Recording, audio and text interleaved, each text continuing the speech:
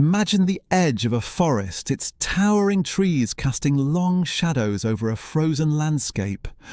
A group of young Homo sapiens crouches low, their breath rising in clouds that dissolve into the icy air. In one hand, a hunter grips a throwing spear, its sharpened tip glinting faintly in the moonlight. Nearby, shadows flicker behind the trees. Strange movements, silent but purposeful. The group holds their position, instinctively tightening their formation. Every rustle of wind and crack of snow fills the air with tension as the young Homo sapiens prepare for what could be a hunt or a confrontation. Conflict wasn't always inevitable, but it was an undeniable part of the shared existence between Homo sapiens and Neanderthals. They lived side by side for tens of thousands of years, inhabiting overlapping territories where resources were the currency of survival. Prey was scarcer, and winters stretched longer than anyone could predict, leaving little room for abundance. It's easy to imagine how simple proximity, two groups with similar needs in the same fragile ecosystem, could lead to disputes. Fossil records paint a grim picture of survival's sharp edges.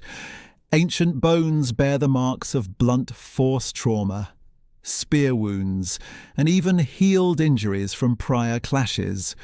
These could have been the result of encounters between humans and predators, but some were likely encounters between humans and other humans, whether Homo sapiens or Neanderthals. But conflict didn't just mean violence, it took many forms. Territory disputes may have been unspoken but fiercely defended, with groups avoiding each other as much as possible. A water source or a herd of animals could become a flashpoint without a single word exchanged. A band of Homo sapiens travelling across a Neanderthal hunting ground might have left just behind a sequence of tracks, trampling through snow that, to Neanderthals, marked potential competition. Defending resources versus moving on may have shaped deeply different ways of thinking about survival itself. The differences between how the two species approached these challenges became even more pronounced when faced with the changing climate. Homo sapiens quickly adapted to the threats around them, using lighter, more flexible weapons that gave them a distant advantage in encounters.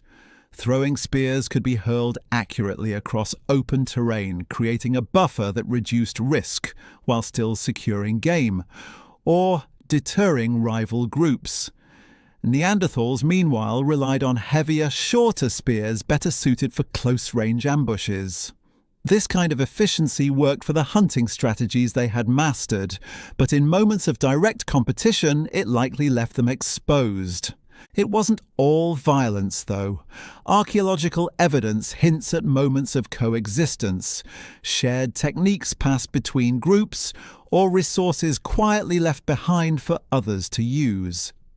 Some tools, for example, show similarities across species, suggesting that even Neanderthals adopted methods created by Homo sapiens, and vice versa.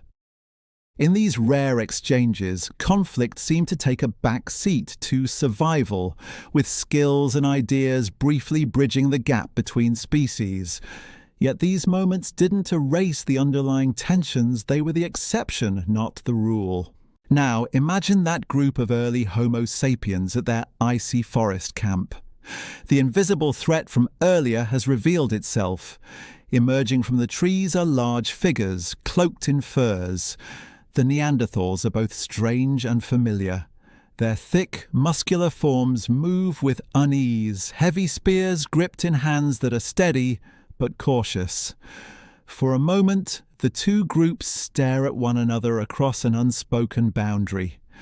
It's impossible to know exactly how encounters like these played out, but there's little doubt that fear, curiosity, and determination rippled through both sides.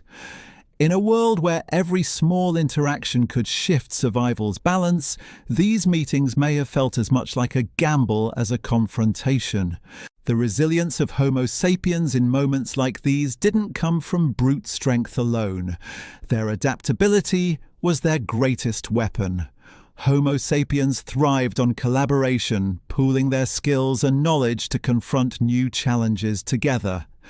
Evidence from burial sites and tool remains suggests stronger social bonds, with groups caring for the injured or elderly, sharing resources more effectively, and even forging alliances within and possibly across clans.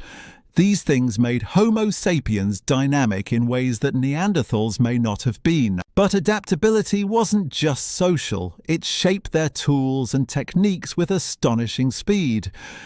Beyond the throwing spears, Homo sapiens created innovations like finely flaked blades and intricate projectile points.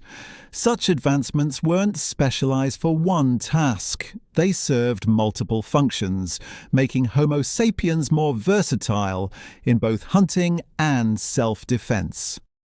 Neanderthals, intelligent and capable, had their own technologies, but their tools reflected a repetition of methods honed over thousands of years.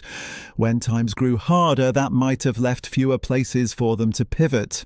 Now consider the psychological side of survival. Scientists suggest that Neanderthals may have possessed the capacity for speech, similar to Homo sapiens. They shared the FOXP2 gene associated with language, and their hyoid bone, an essential structure in the throat, shows they could likely produce complex sounds. But the depth of communication in Homo sapiens might have gone far beyond this.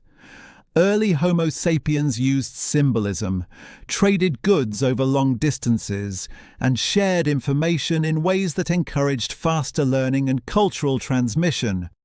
In conflict, this gave them an advantage not just in strategy, but in unity, coordinating actions across a group with clarity and precision. Each encounter, whether a silent standoff or a full-fledged fight, taught Homo sapiens something vital. Over time, they became more attuned to the patterns of the world around them, their tools more refined, their bonds within groups tighter. Facing down threats, whether predators, nature, or rival groups, pushed them to innovate faster and work together more effectively.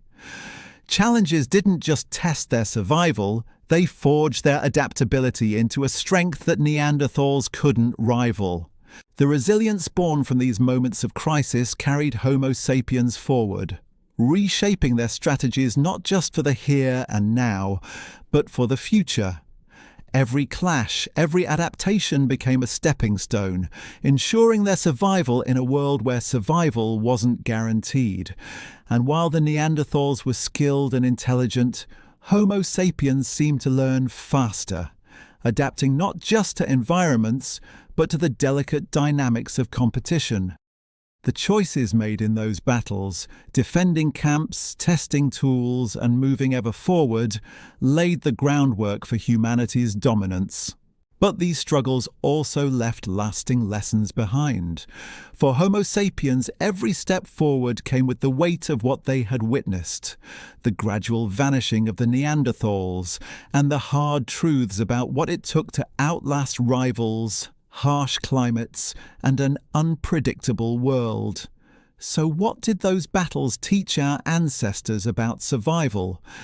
And how did their success reshape what it means to endure?